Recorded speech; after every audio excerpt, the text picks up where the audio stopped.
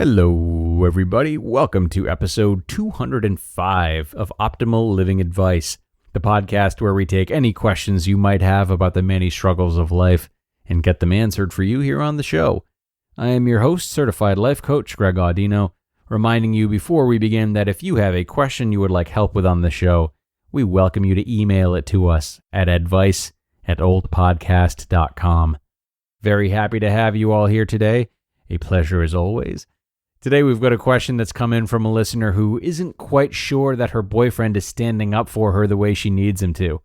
While she's generally felt a lot of love and support from him, there are certain comments that come from his family that she feels are offensive to her, yet not defended by her beloved. Let's see if we can help her out a little bit. Here's her question. I sometimes feel that my boyfriend doesn't have my back and doesn't have convictions of his own.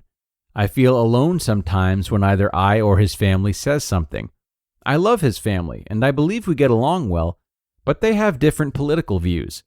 His family is white, and since he comes from a small town and sheltered family, he is still learning things, while I am brown and feel I did not have the luxury of being uninformed about how some people are treated. At times, I can't help but wonder if I come second, and he's trying to keep peace at the cost of me being unhappy. I have brought this up several times with him, but don't know how to proceed anymore. I understand that he cannot pick fights at home since he still lives at home and can't create any sour feelings there. He understands his privilege, but fails to stand up for me when microaggressions get to me. To me, this is a red flag, and I'm not sure if this is something that a person can work on, or this will be true of him for some time. I love him a lot, and we have been dating for a year now. During this whole time, I have felt so loved, learned so much about a relationship, and felt so supported. I can't help but wonder if he will ever be able to fully support a brown child if we have any kids. Am I prolonging this relationship a little too long? All right, wonderful question. Thank you for sending this in and giving us a chance to discuss something that is definitely a major hurdle for many interracial couples. Each couple is different, though. And one key factor about your own relationship that I really want you to keep in mind as I answer this question is the fact that you've cited a lot of feelings of love and support from your boyfriend thus far. And the same seems to go for his family, barring the different political preferences. It's important to keep this big picture in mind when trying to figure out one potentially problematic area, even if it does end up being significant enough to end the relationship. But right now, I think there's just too much wondering or assumption in this for either of us to know if this relationship has gone on too long. You are assuming that the perceived microaggressions are indeed said with the intent of aggression. You are wondering if your boyfriend doesn't have his own beliefs. You are wondering if he's okay with you being unhappy but not okay with his family being uncomfortable. I almost worry that you're assuming that at least his family is uninformed or unwilling to become informed simply because they're white and from a small town, based on how you phrased that sentence. But I'll do some assuming of my own, and assume you instead feel they're uninformed because they've demonstrated a lack of willingness to learn or talk through these political issues with depth, concern, and objectivity, even if they come to conclusions different from yours, which would be a lot more reasonable than linking their heritage and hometown to their belief systems. So, there's just a lot up in the air here. What I do love is the fact that you've tried bringing this up to him and made that effort. That is great. And I think we should focus on how it's gone when you've addressed these concerns.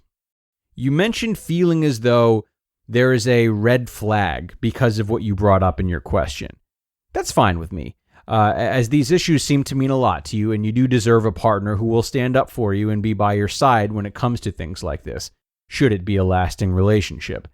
But with the information you've given me and how much I think we're unsure of, I would only put that red flag up if your boyfriend has come off as cold, dismissive, or defensive when you've tried to have these conversations with him. Because of that love and support you generally feel from him, I take it he's not acted that way, and rather that the conversations have just never materialized much or been delayed or something else. And maybe that is his way of dodging an uncomfortable subject.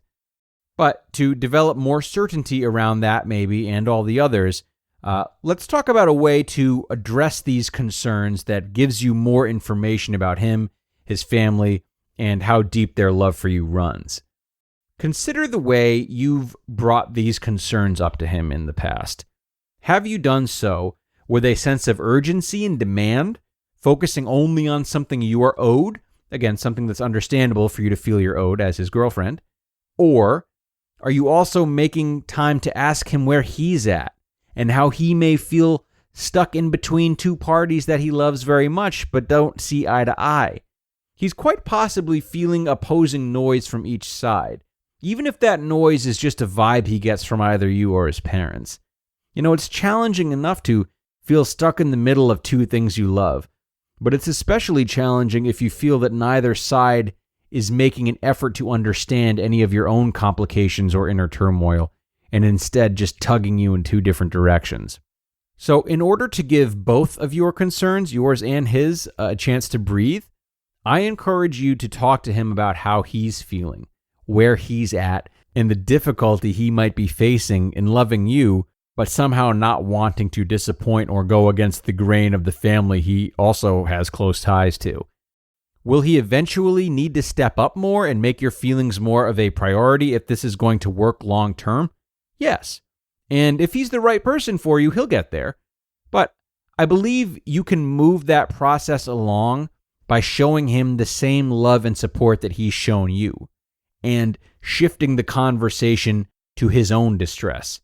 This will give him the opportunity to be heard, again, something he may not feel he's gotten yet, and likely encourage him to be more respectful of your concerns once he is assured that you are respectful of his, I might also recommend approaching these microaggressions that you mentioned in the same way.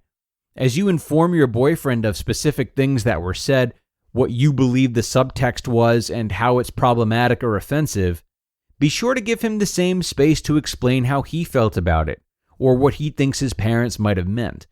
You did say his family was nice, just uninformed. That's different from being insensitive or from being racists. It's probably very unlikely that they mean to offend you. So this may be an opportunity to hear how another family, not culture, conceives of certain issues and translates those thoughts into words.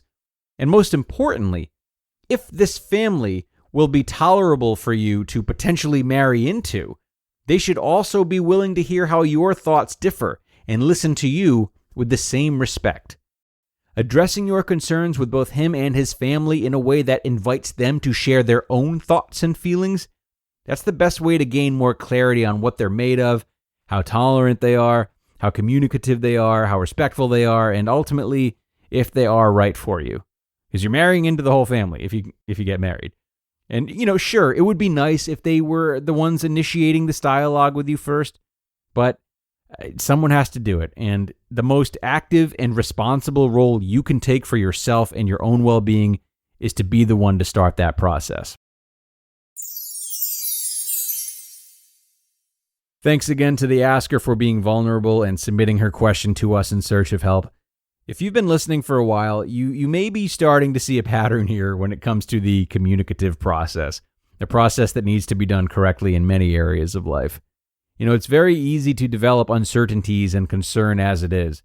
And these troublesome feelings can easily get extrapolated when we don't communicate them and go directly to the source to confront the issues at hand. It's on us to do this. When we do, we may not get hard answers to the questions we have, but we learn a lot in simply observing how cooperative and willing to communicate the other party is. This alone often tells us a lot of what we need to know and can give us more clarity in the absence of those specific answers we may seek. Time for me to get out of here now, folks. Thanks a lot for coming today and supporting the show, and of course for sticking around to the end. Do come on back next time where we'll take a look at a question about supporting someone who suffers from bipolar disorder, while also supporting ourselves. I'll see you all then.